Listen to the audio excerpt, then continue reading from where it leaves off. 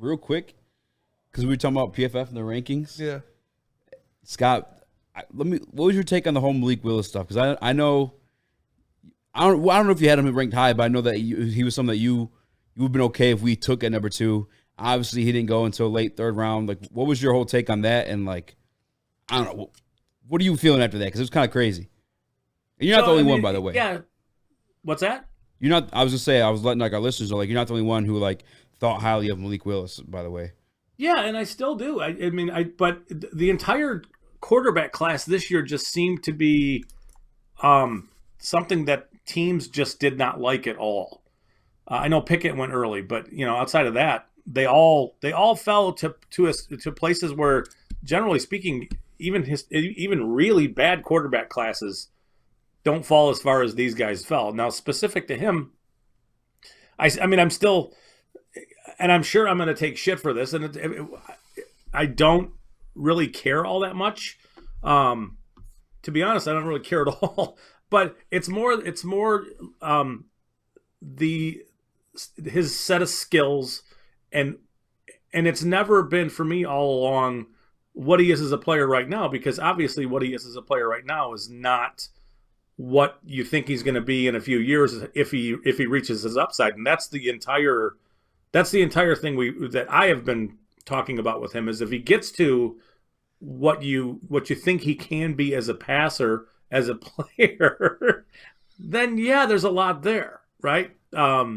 Both as a runner and as a thrower. And I don't think he's near as raw as some do. So time will tell. We'll know in a few years whether or not the NFL slept on him a little bit. We'll know. I'd be surprised if there weren't a few. What is wrong with you? I'd be surprised if. Are you texting with somebody else? Is that what's happening? I was taking a picture. I didn't know that you could see us. Yeah, I didn't know you could see us either. So distracting with what you're doing. Oh my God. So, I'm with you though on that too, because like everyone who was talking shit on Twitter, at least on our Woodward Sports family, Adam. I just wanted to quote tweet him with the Tom Brady's combine photo, because and obviously I'm not saying Malik Willis is going to be Tom Brady or anything close to that, right? But it's like, dude, it's just the draft day. Like you have no clue what the finished product of this person is going to be. Correct, and I'll just make this point, and I would tell Adam this right now, that the Lions could have the Lions made 8 picks? They could have drafted 8 Pro Bowlers. Today, we could be looking back at this past weekend as the greatest spectacle in the history of the draft. 8 Pro Bowlers and 8 picks. It won't matter until you figure out the quarterback position. Mm-hmm. It just won't. I'm sorry, it just I agree. won't. And that's what it was the for linebacker you took, the 25-year-old corner you took, the super raw safety you took, all the pass rushers, all that stuff. It's not going to matter. You have to fix the quarterback position. You do. That's the most important position in pro sports, period. There isn't one close. And to have Malik Willis fall to you at the end of round 1, at the end of round 2, and then just keep falling, and for teams to just sort of dismiss him, I just think is crazy. In the context of what I just said, that meaning yes, teams are like, Tennessee's a perfect example. Tennessee's a really good football team, both sides of the ball. What's happened in the playoffs the last 2 years? Ryan Tannehill's quarterback play. Ryan Tannehill has played poorly, and he just can't get them over the top. So, until the Lions figure out that position going forward, I don't want to say none of this is going to matter, because I really love what they did in the draft. It's just, they're going to have to address that position, and it's not just as easy as saying, "Oh, we'll just do it next year." It's just not. Go back. Spence, you can do this. If you want to go back a year and look at what the quarterback rankings were the day after the draft in 2021, you'll laugh at how ridiculous they look. You will. Spencer Rattler. So we don't know. Sam Howell. Yeah. Yeah. Yep. 100%. Yeah, Keaton Slovis was in there. Just, like, so these guys are about to go under the microscope for a year, and I'll just tell you, like, the Alabama kid is like 5'10" and a half, super small. He's like a high school point guard body. Bryce Young. Yeah, so and I know he's got a cannon. He's got a great arm. He's all that stuff. He's super accurate, but we're talking about a very tiny player. Ohio State quarterbacks have historically not panned out in the NFL. Never. It's not a knock on Stroud, and Stroud's got good size and all that stuff, but there's just the idea that they're guaranteed just because they want one next year, that they're guaranteed to find one that they love, and every other team in the NFL is just going to allow them to have that guy. Wow. No. So the quarterback position is going to drive all this stuff. I understand what they're doing because they're putting, it's like building a house kind of thing. Mm-hmm. I think they're past the point where their foundation is set, and they're just adding some of the pieces that will help them in the end. I love the class. I mean, I really did, and I thought the very bold move to make the trade up was super smart.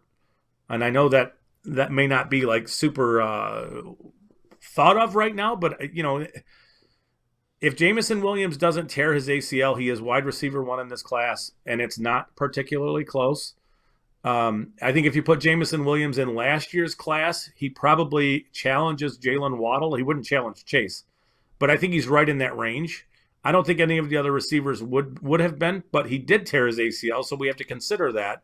And that's the only reason he's available at 12. So, but I mean, to the Willis thing, it's obviously, I want them to take risks. Without taking risks at the quarterback position or making attempts to address the quarterback position, it means we have one of two things going forward. It means, one, you're looking to the future for a quarterback, and there's no guarantees you can do that. And two, the more likely outcome is they extend Jared Goff, which is like, I know. And that's where we are. Is I think it's more likely that the Lions extend Jared Goff, even if he has a middle of the road type of season, than it is for them to find a franchise quarterback in next year's draft, even though it's a much better class of quarterbacks without having evaluated any of these guys. It's just this is the conundrum they're in, is that without addressing the position, you're stuck with middle of the road quarterback who even if everything's perfect around him, probably can't get you over the top. He's shown he can't. Or who knows what the options are. We just don't know. So yeah, for me, I was all on the Malik hype train. I was all aboard. I knew they weren't going to do it. You could see the lead on BDE. I said I knew they weren't going to do it. I knew they were going to go edge rusher, but I wanted them to. Because of that, I'm so sick of mediocre quarterback play. And when I see these guys in the chat saying, go get Baker Mayfield, Nick Foles just became a free agent, I don't give a shit about Baker Mayfield, Jared Goff, or Nick Foles. I want a game-changing franchise quarterback. And maybe that's what Malik is. Maybe that's not what he is. But you don't know until you draft him. You don't know until you put him in the fire and see how he survives.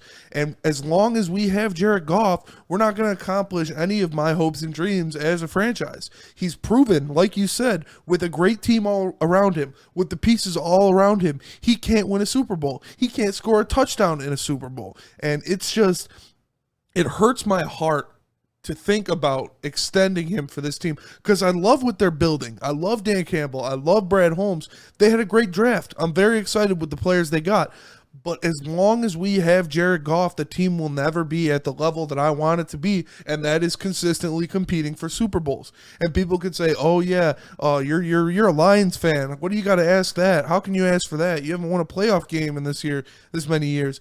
I don't care. It's an NFL franchise. That's what NFL franchises are supposed to do. And if you want to tell me that it's changed, the culture's changed, Sheila, Brad, and Dan are doing something to Detroit, they're making a whole new chapter for the Lions franchise, then show me by doing what you need to do to go after a Super Bowl. And as long as Jared Goff is your quarterback, that's not happening. It just I hurts. mean, historically, I think that's super accurate. I think it's tough to find, a variety of situations where you have a middle of the road quarterback who wins a Super Bowl. Now, I know Eli won 2. I know Flacco won 1. So there are examples of that happening. It's just everything around that quarterback needs to go so perfectly well. Yes. For that to be even feasible, and it's unrealistic to think that that's the case. And yeah, I mean, in the end, are we going to care when the obituary of this generation's Detroit Lions is written, and Brad Holmes and Dan Campbell have moved on and are no longer a part of the Lions franchise? Are we really going to care if they won an NFC North title and maybe won a playoff game or 2 or whatever it was, but never got to the championship game, the NFC championship game, or never got to the Super Bowl and didn't really win one? The entire reason we do these things, the reason that you guys are wanting to talk about the Lions right now is the hopes that they eventually win something important. And to me, winning an NFC North title over a shit Bears team and a Packers team that's moved on from Aaron Rodgers and whatever the Vikings become is not good enough. Give me some ganja. Give me some ganja. Give me some ganja. Give me some ganja.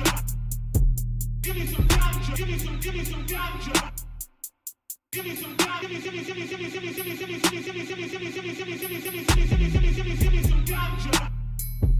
Give me some ganja. Give me